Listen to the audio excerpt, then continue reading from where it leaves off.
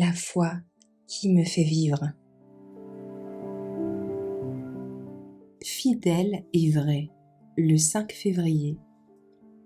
Le Père merveilleux. Car je suis le Seigneur, je ne change pas. C'est pourquoi vous, fils de Jacob, vous n'êtes pas consumés. Malachie 3, verset 6. En ce qui concerne la personnalité et les prérogatives de Dieu, où il est et ce qu'il est, c'est un sujet que nous ne devons pas oser toucher.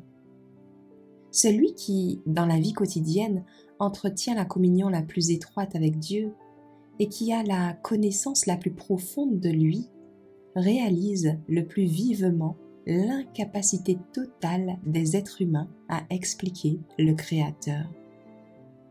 Dieu a toujours été. Il est le grand je suis. Le psalmiste déclare : avant que les montagnes aient été engendrées, ou que tu aies formé la terre et le monde d'éternité en éternité, tu es Dieu. Psaume 90, verset 2. Il est le haut et élevé qui habite l'éternité. Je suis le Seigneur, je ne change pas, déclare-t-il. Avec lui, il n'y a variabilité, ni ombre de changement. Il est le même hier, aujourd'hui et pour toujours. Hébreux 13, verset 8. Il est infini et omniprésent. Aucun de nos mots ne peut décrire sa grandeur et sa majesté. Au-dessus des distractions de la terre, il trône.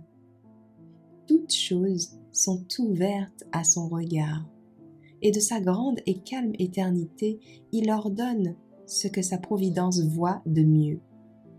Dieu ne veut pas qu'on lui demande des comptes sur ses voies et ses œuvres. C'est pour sa gloire de cacher ses desseins maintenant.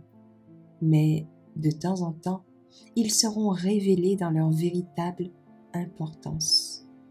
Mais il n'a pas caché son grand amour, qui est à la base de toutes ses relations avec ses enfants. L'arc-en-ciel autour du trône est une assurance que Dieu est vrai. Nous avons péché contre lui et nous ne méritons pas sa faveur. Pourtant, il a lui-même mis sur nos lèvres le plus merveilleux des plaidoyers. Ne nous abhorre pas à cause de ton nom. Ne déshonore pas le trône de ta gloire. Souviens-toi, ne romps pas ton alliance avec nous. Jérémie 14, verset 21.